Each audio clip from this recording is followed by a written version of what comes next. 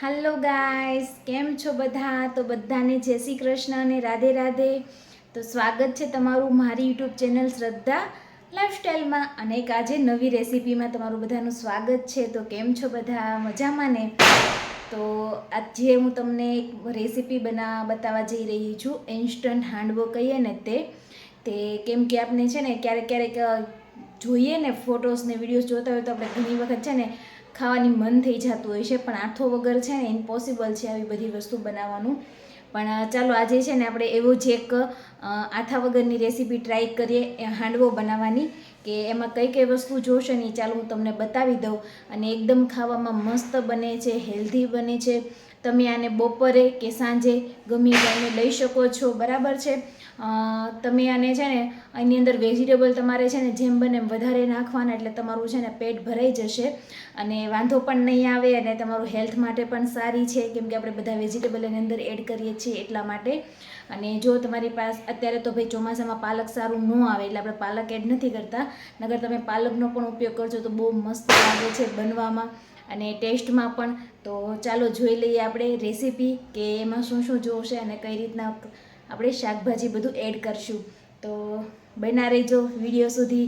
અને હા, ઘણા બધા બહુ બધા સપોર્ટ કરો છો તો મારા વિડીયોને શેર કરજો, જે લોકો વજન ઘટાડવા માગે છે ને એના માટે, કેમ કે તમે જોઈ શકો છો કે આવી બધી રેસીપી છે ને ટ્રાય કરીને ખાઈને મેં સારો એવો વજન ઘટાડ્યો છે અને મારા જે ઘણા બધા ફોલોવર્સ છે એને પણ એનો સારો એવો વજન ઘટાડી દીધો છે।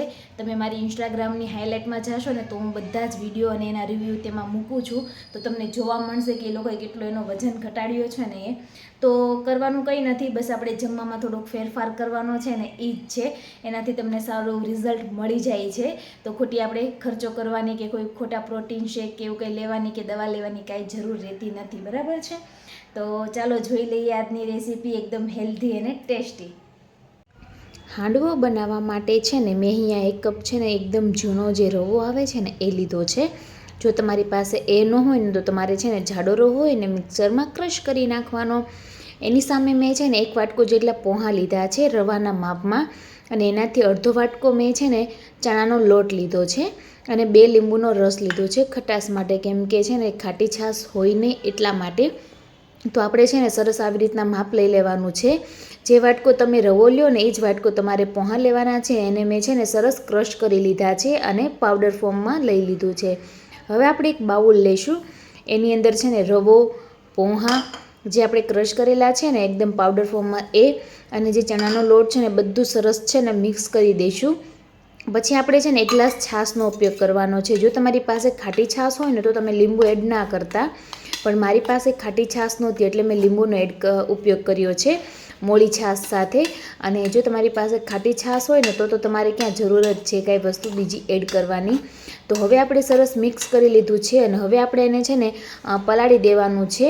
તો તમે જોઈ શકો છો કે આપણે છે ને 1 ગ્લાસ છાશનો ઉપયોગ કર્યો છે અને સાથે લીંબુ જે હતું 2 લીંબુ ખટાશ માટે, ખાટું લાગે એટલા માટે આપણે એનો પણ ઉપયોગ કર્યો છે અને સરસ આપણે એને છે ને મિક્સ કરી દેવાનું છે, સરસ હલાવી દેવાનું છે।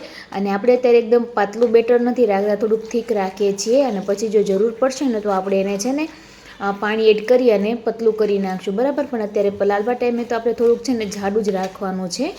અને રવો અને પોહા ફૂલાશે એટલે આપમેળે છે ને તમારું જે બેટર છે ને એ કરતાં પણ વધારે થીક થઈ જશે।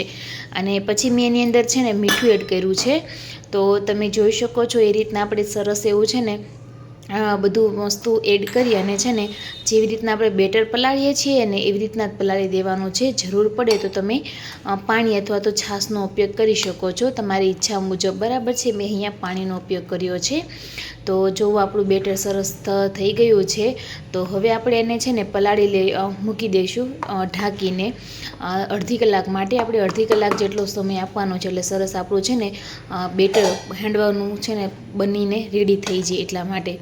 અને હવે આપણે છે ને અડધી કલાક થઈ ગઈ છે, તો અડધી કલાક પછી જોશું ને તો આપણું જે બેટર હતું ને એકદમ જો થીક થઈ ગયું છે. તો હવે આપણે એની અંદર પાણીની જરૂર પડશે પતલું કરવા માટે. તો અહીંયા મારે છે ને 1 ગ્લાસ જેટલો પાણીનો ઉપયોગ જોયો હતો પતલું કરવા માટે. તો તમે જોશો ને તો તમે છે ને આટલા વાટકાની અંદર છે ને મારે મિનિમમ 1 ગ્લાસ છાશ અને 2 ગ્લાસ જેટલો પાણીનો ઉપયોગ થયો હતો બેટર સરખું કરવા માટે. અહીંયા મેં છે ને અલગ અલગ બેટર રાખી દીધા છે, કેમ કે ઓલામાંથી હું વિચારું છું કે ખમણ બનાવું કઈ રીતના કેવા બને ટેસ્ટમાં તે જોઈએ આજે. તો જુઓ આની અંદર મેં છે ને દૂધી ખમણેલી અને ગાજર ખમણેલું એડ કરી દીધું છે, અને મરચાંની જે પેસ્ટ હોય ને એ પણ એડ કરી દીધી છે, આદુ મરચાંની પેસ્ટ આવે ને તે. અને જો તમારે બીજું કોઈ શાકભાજી એડ કરવું હોય તો તમે કરી શકો છો. મેં બીજું કોઈ શાકભાજી એડ નહોતું કર્યું. અને એક વાટકી જેટલા નાની વાટકી જેટલા ધાણા પણ એડ કરી દીધા હતા. અને પછી મેં છે ને હિંગ એડ કરી હતી થોડીક, અને હળદર એડ કરી હતી. મીઠું તો આપણે ઓલરેડી પલાળ્યું ત્યારે એડ કરી દીધું હતું ને, એટલા માટે મેં કઈ વસ્તુ બીજી એડ નથી કરી. અને લીંબુ પણ એડ નથી કર્યું. તો તમે જોઈ શકો છો આવી રીતના આપણે સરસ છે ને એનું બેટર છે ને બનાવી લેવાનું છે, હાંડવાનું. અને સરસ એને છે ને મિક્સ કરી અને બધું છે ને સાઈડમાં રાખી દેવાનું છે. અને હવે જે આપણે પહેલાં જે સાઈડનું આપણે જે કાઢ્યું હતું ને બેટર ખમણ બનાવવા માટે, તો હવે આપણે એની અંદર છે ને મેં એની અંદર છે ને ખાવાનો જે સોડા હોય ને તે એડ કર્યો હતો. જો તમારી પાસે ઈનો હોય તો ઈનો તમે એડ કરજો. અને એ ખાવાનો સોડા એડ કરી અને ઉપરથી છે ને મેં 1 ચમચી જેટલું પાણી એડ કર્યું હતું. અને એક જ રસમાં છે ને મેં એને સરસ એવો મિક્સ કરી લીધો હતો, કેમ કે છે ને આપણે એના ખમણ બનાવવાના હતા ને એટલા માટે. ને થોડીક આદુ મરચીની પેસ્ટ એડ કરી દીધી હતી. તો તમે જોઈ શકો છો કે આપણું પહેલું જે બેટર છે સરસ બનીને તૈયાર છે. અને હવે આપણો ખમણનો વારો છે. અને મેં કીધું તો એવી રીતના મેં બધું સરસ એડ કરી દીધું છે. અને સરસ મેં એક બાજુ ઘૂંટી લીધું છે સરસ ફૂલાઈ જાય ત્યાં સુધી. અને પછી આપણે એને છે ને ડીશની અંદર સરસ એવું પાથરી દેવાનું છે. અને તમે જોઈ શકો છો. અને એના માટે મેં છે ને ગેસને ધીમી ફ્લેમ ઉપર ઓલરેડી છે ને પાણી ગરમ કરવા મૂકી દીધું હતું કઢાઈમાં. તો હવે આપણું છે ને પાણી ગરમ થઈ ગયું છે, તો આપણે ડીશને છે ને એની અંદર મૂકી દેવાનું છે બફાય ને ત્યાં સુધી. સરસ મતલબ બફાઈ જાય અને ફૂલાઈ જાય ને ત્યાં સુધી. હવે જે આપણી પાસે બીજું બેટર વધ્યું હતું ને, હવે એને છે ને એની અંદર પણ મેં છે ને થોડુંક ખાવાનું જે સોડા આવે ને એ એડ કરી દીધો હતો. અને એનો પણ જો તમારે કાંઈ પણ વસ્તુ એડ ન કરવી હોય ને તો પણ ચાલે. હવે કઢાઈ લેવાની, એની અંદર છે ને અડધું પાવડું જેટલું તેલ નાખ્યું છે, રાઈ, હિંગ અને જીરું એડ કર્યું છે, અને તલ પણ ઉપયોગ કર્યો છે, મીઠો લીમડો. એ સરસ આપણે જેમ નોર્મલી વઘારીએ ને એવી રીતના વઘારી અને જે આપણું જે બેટર તૈયાર કર્યું હતું ને એ આપણે એની અંદર છે ને પાથરી દેવાનું છે. અને 5 મિનિટ માટે છે ને આપણે એને ઢાંકી અને મૂકી દેવાનું છે કે એક બાજુ ચડી જાય ને એટલા માટે. તમે જોઈ શકો છો, તમે તમારા મુજબ ઘાટું જાડું કે પતલું બેટર છે ને આ પાથરું ને ત્યારે રાખી શકો છો. મેં અત્યારે થોડીક જાડું થીક રાખ્યું છે. અને પ્રોપર બરાબર સરસ ચડી જાય ને એટલે ઢાંકીને એને છે ને ચડવા દેવાનું છે, ક્રિસ્પી થાય ને નીચેનું ત્યાં સુધી. અને હવે બીજી બાજુ જોઈએ તો આપણા ખમણ પણ સરસ બનીને તૈયાર થઈ ગયા છે. મતલબ ઢોકળા, ખમણ નહીં, ઢોકળા બનીને તૈયાર થઈ ગયા છે. તો હવે આપણે છે ને જોઈ લઈએ, ચેક કરી લઈએ. તો નીચેથી જે આપણું પડ હતું ને એકદમ સરસ ક્રિસ્પી થઈ ગયું હતું, તમે જોઈ શકો એવી રીતના. હવે બીજી બાજુ મેં છે ને વઘાર નથી કર્યો, નકર બહુ ઓઈલી થઈ જશે. તો સામાન્ય નીચે છે ને કડક આપણે થાય ને ત્યાં સુધી બંને બાજુ કરી લેવાનું, તમે જોઈ શકો છો એમ. અને એકદમ ખાવામાં મસ્ત બને છે. તો જો મિત્રો તમને મારો આ વિડીયો ગમ્યો હોય તો લાઈક કરજો, શેર કરજો, કોમેન્ટ કરજો. નવા હોય તો મારી ચેનલને સબસ્ક્રાઈબ કરજો. તો હવે મળીશું એક નવા વિડીયો સાથે. અને હા, જરૂરથી બનાવજો અને એને તમે દહીં કે ચટણી સાથે જરૂરથી ખાજો, એકદમ મસ્ત બને છે ખાવામાં.